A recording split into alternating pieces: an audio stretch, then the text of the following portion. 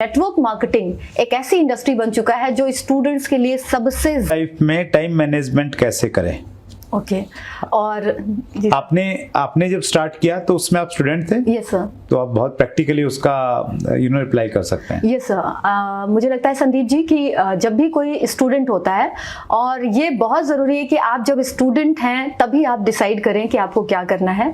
और आज network marketing एक ऐसी इंडस्ट्री बन चुका है जो स्टूडेंट्स के लिए सबसे ज़्यादा, मुझे लगता है कि अगर आप स्टूडेंट हैं तो आपको सबसे पहले इस इंडस्ट्री के बारे में जानना चाहिए और अपने करियर को आप यहाँ पर देख सकते हैं। जिस तरह से आप सोचते हैं कि आपको ये पढ़ाई करनी है, डॉक्टर बनना है, इंजीनियर बनना है, एडवोकेट बनना है, आज एक बहुत ही ग्रोइंग इंडस्ट्री है नेटवर्क मार्केटिंग। आप इसे अपने करियर के रूप में देखें।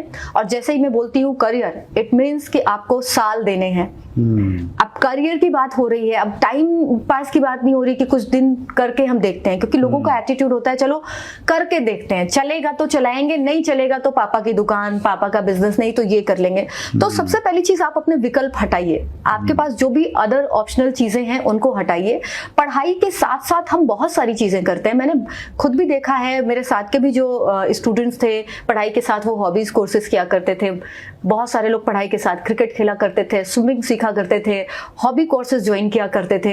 तो सबने सब कुछ पढ़ाई के साथ ही किया है। तो अगर इतनी सारी चीजें मैनेज की जा सकती हैं तो why not this industry? You can do it because it's all related to management, it's all related to time management। और आज कोई भी काम अगर आप शेड्यूल में करें तो आप देखेंगे आप अपना बहुत सारा समय बचा सकते हैं, क्योंकि 24 आवर्स सबके पास है। आप देखें कि आपको स्टडी के लिए इतना टाइम देना है, इसके बाद ये समय मुझे यहाँ के लिए देना है। तो जैसे ही आप मैनेजमेंट पे आते हैं, टाइम मैनेज करना शुरू करते हैं, आपके लिए चीजें बहुत ईजी हो जाती हैं। और जिन्हें ये नहीं आता है, जो ऐसा नहीं करते हैं, तो स्टूडेंट होते हुए पढ़ाई में भी वो अच्छा नहीं कर सकते, क्योंकि 6 सब्जेक्ट पढ़ने हैं, 4 सब्जेक्ट पढ़ने हैं, आपके पास टाइम मैनेजमेंट है नहीं, आपने कोई टाइम टेबल बनाया नहीं है। तो आपको एक जो इंटरेस्टिंग सब्जेक्ट होगा आप उसमें अच्छा स्कोर करेंगे, बाकी में आप फेल हो जाएंगे। तो इसका मतलब सिर्फ ये है कि आपने टाइम टेबल नहीं बनाया और आपने सबको टाइम डिवाइड नहीं किया कि कितने घंटे आप किस सब्जेक्ट को देने वाले हैं। तो यहाँ पर भी वही चीजें हैं। अगर आप एक बार देख लें कि आपको पढ़ाई के लिए इतना समय देना है, इसके बाद ये काम के लिए मुझे इतना समय देना है, 2 से 3 घंटे इनिशियली स्टेज में बहुत सफिशिएंट है।